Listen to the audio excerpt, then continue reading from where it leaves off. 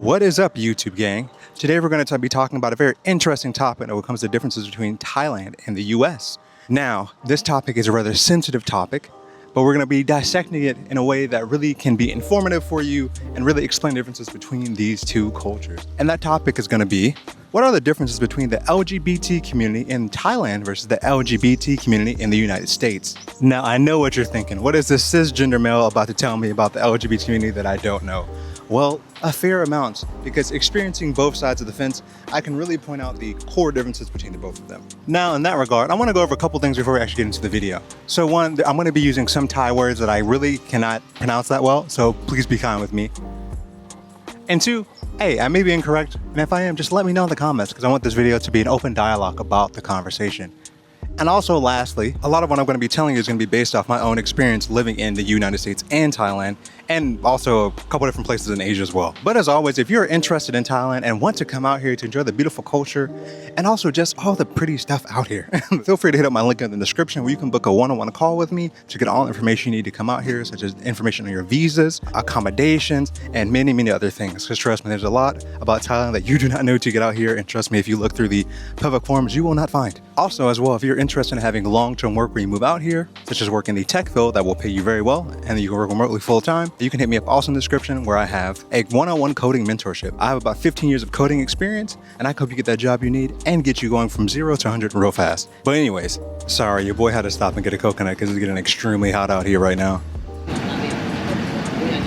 Fire. It's so hot out here. So the next thing to really note about one of the core differences between the LGBT communities in the United States versus Thailand is that, in general, the LGBT community in Thailand has been around for a lot longer of time.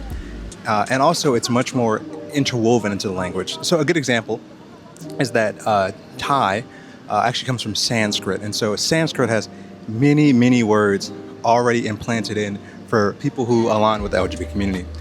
So a common example can be something like, in English, if we want to say, hey, this person does not identify as like male or female, we don't really have a word for it. We have a concession, which is they or they, them. That really isn't really the best word, I would say, because obviously he and she refers to singular, persons, while they, them refers to usually groups of people. And so you're kind of making a concession as there's no real word for it. In Thai, they have postfixes specifically for people who didn't identify as female or male. So a good example is like, if you're male, you say swadi kap. If you're female, you say swadi ka.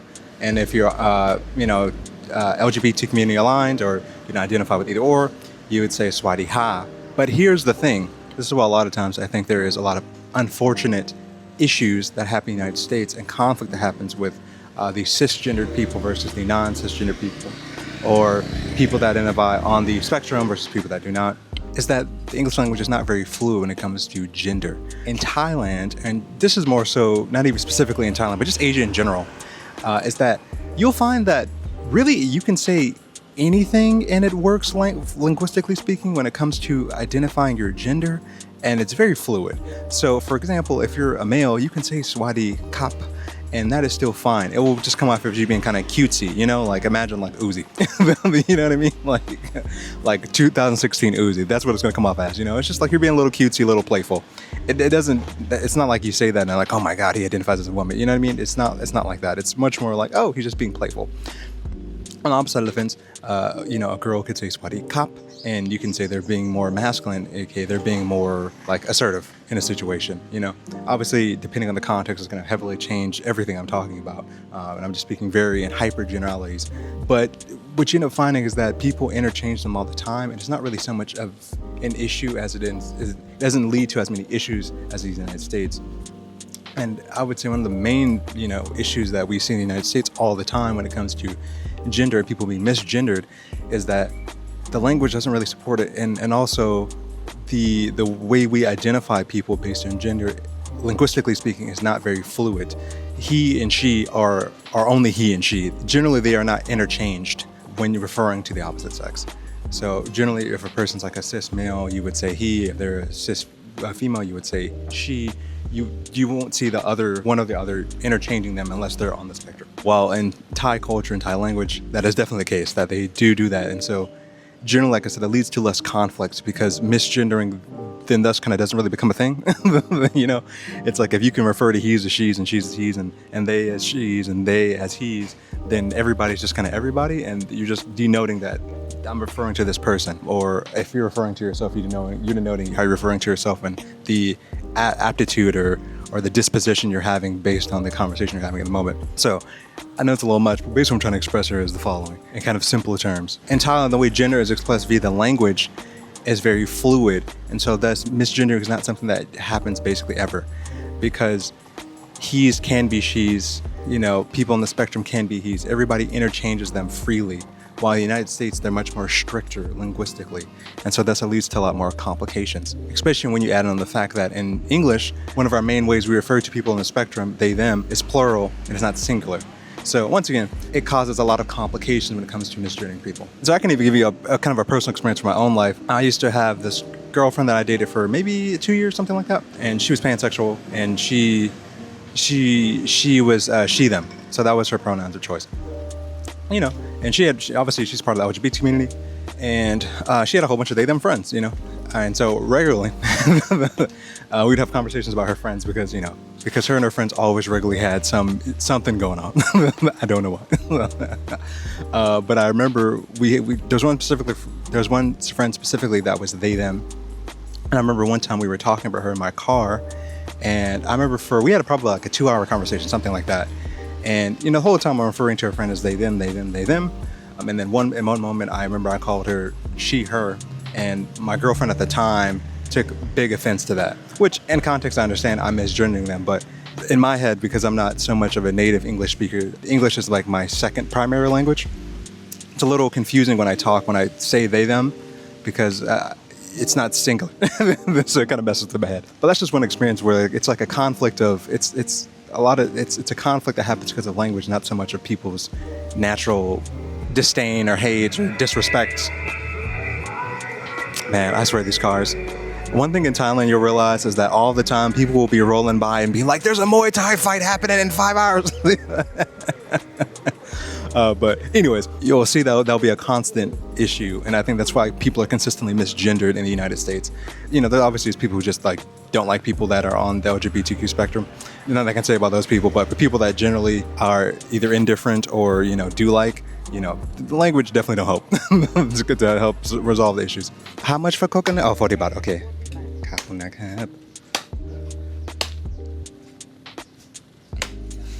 As a side note, the coconuts in Thailand are one of the best ever. I think pretty much the only place that beats Thailand when it comes to coconuts is, man, I feel like Jamaica's really good. Jamaica has some pretty fire coconuts, but definitely Thailand's are much more colder usually. Jamaica, you just they just grab them off the vine. You kind of SOL if it's hot or not. Thank you. Kapunakap. She's so sweet. One thing I can say, the two best old people on the planet are old Thai women. They will treat you so good. And also old Nigerian grandmas. So the next big difference is when it comes to being LGBTQ in Thailand versus the US. In Thailand, you'll see it's not very common to be confrontational. There's a specific word I can think of in Thai, and I cannot remember how to say it. It basically means you generally want to live in harmony with people around you.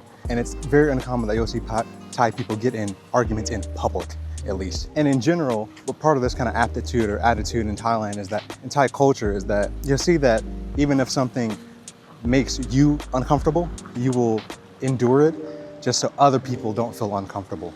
I know what you're thinking, Laghima, what the fuck does it have to do with anything? Well, it has to do a lot with everything when it comes to how LGBT people are just in general treated on kind of a day-to-day basis. You will generally see that people in the LGBT community, like in public on a day-to-day basis, really don't face any backlash like they would in the United States. Because even if someone does dislike them in Thailand, that is Thai, you will generally see that they won't express it in public. And so in general, the experience of just being LGBTQ in Thailand, it's just a lot easier. You know what I mean? You're not gonna have to worry about people harassing you in public. And even if they don't like you, they're probably not gonna say anything about it. The most you'll get is like a little look. But also as well, Thai people are just much more normalized to people in the LGBT community. One thing Thailand is famous for is, lady boys. I've seen ladyboys all the time, and I've never ever seen an experience or heard an experience where a Thai person is talking about them negatively, like to their face in public. And the US, trust me, that will happen, which is absolutely insane to me. But yeah, like it's something that people in the LGBT community like face all the time, is that going out in public and expressing their LGBTQ-ness, you're kind of like inviting people to hate you. You know what I mean? Not even because you're going out your way to do it, it's just because there's people now that do. And because culturally in the United States, it's much more acceptable to voice your opinion in public, even though it makes other people vastly uncomfortable. We still do it. Like for example, when I used to live in LA, I remember they would have kind of gay pride parades. And every time I went, there'd be tons and tons of people there with like flags saying, I hate LGBTQ people or whatever. You know, just like basically straight up hating. But actually along with that as well, another thing you'll notice is that, something else you'll notice in Thailand is that you're not gonna get the very outspoken LGBT community that you would see in US. Because once again, the idea of Thai culture a lot of times is living in harmony with people. And so thus it means, once again, being non-confrontational or even going even further, not standing out so much, or standing out as least as possible. So many times you'll see ladyboys all the time, and you know, for instance, for me in Patong, they'll be, you know, living their best life, and you'll never see like a parade or anything. You'll definitely see there'll be events and stuff. They have an LGBT month here in Thailand. At least they do in Phuket. But you won't really see there be like this like huge like street-wide parade or anything like that. It's much more like subtle appreciation, you know what I mean? And I think in a lot of ways, that makes Thailand a lot more feasible for people in the LGBT community to come out here and then have a very good experience, because you're not gonna have to worry about being outspoken. And also because Thai people are so used to people in the LGBT community, the average Thai person really doesn't think much about it. It's not like in the US where it's like a big thing you have to be outspoken about to be heard. In Thailand, they've been heard for a very long time, and so most people don't have a super negative opinion about them. At least the average Thai person that's in the modern age. Now, I will say though, that there is definitely some stigma when it comes to people in the LGBT community in Thailand. I don't want to paint this picture that they're just like cool with it in general. You know, and it's very much in the public consciousness. So what I mean by that is if you watch like any Thai movie, you're gonna see there's kind of like three dispositions, I would say, that are kind of always hella very negative. So, or three persons or groups that Thai people in general will kind of have a slightly negative disposition to, you know, depending on kind of which group you're talking about. One is people that are in the sex working world. They're always going to be considered like not in good favor with most people. At least when it comes to the general public Thai consciousness, they're not going to see sex workers and be like, oh yeah, she's high class. You know what I mean? It's just not a thing. Another one is people of just lower class. You know what I mean? Unfortunate as it is, that's just kind of what the case of it is. You know, even there's a studio that I work at, like a music production studio. And I remember, you know, kind of as a long story short, working on this band, trying to get this like girl group together, this idol group, because they want to take them worldwide. And I was like, yeah, we should throw in some samcha, which is kind of like reggaeton for Thais. In one of these songs, but samcha comes from the north. And it's like one of their string musics. And, you know, it's considered low class. And they're like, it's going to be difficult because it's low class. You know what I mean?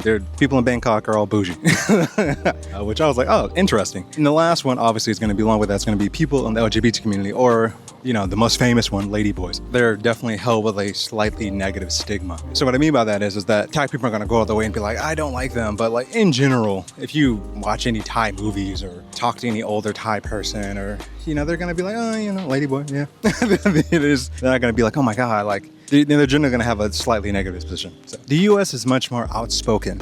Now, that may sound like a good thing on the surface, and it definitely is to some extent. But also, in a lot of ways, it is not.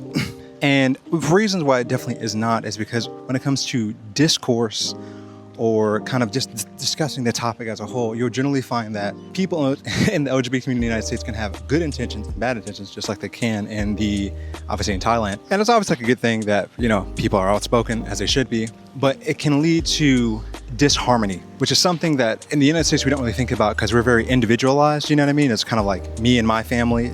We're not so much thinking about the community as a whole, but for how Thai people think, that definitely is a big component about how they think about kind of their community and just living in general. They're always going to be thinking about others and about how things affect others. And also because we're so outspoken in the US, that also means we're very argumentative. And I know that a lot of people from the US will not like hearing that, but trust me, when you come to any part of Asia, that people are not at least very publicly argumentative. I'm not saying, Thai people don't argue, because trust me, they do.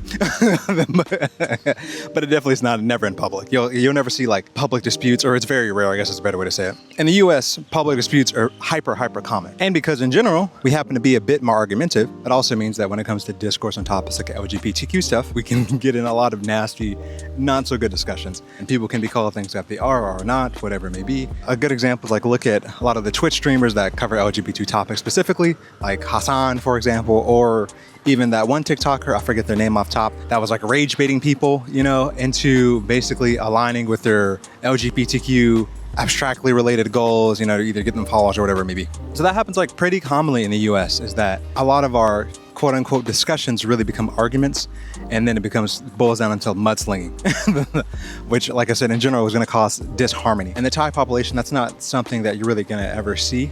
I'm not saying people don't have obviously public forum discussions about LGBTQ related matters, but when they do, it's a discussion specifically, and it doesn't boil down into arguments like they would in the United States. And so I think it makes it a little bit easier to talk about those things kind of in Thailand than it would be in the US. Now, along with that though, because American culture is so dialogue heavy, that also means that there's actual discourse on the topic and there's actual movement in the topic. And by that I mean, if there's some change that need to be made on the behalf of the LGBT community, it is talked about and pushed forward. In Thailand, that's not the case. A lot of these same stigmas that people in the LGBT community, a lot of the same stigmas and things that people in the Thai LGBT community have had to deal with are still present today from ages ago, like ages ago. A lot of prejudices also the same way are still present. So it's almost kind of like a double-edged sword. It's like in one case, in the US, we push things forward and we get things done, and we're definitely willing to argue over things that we think need to be argued about to prove our point and to do change.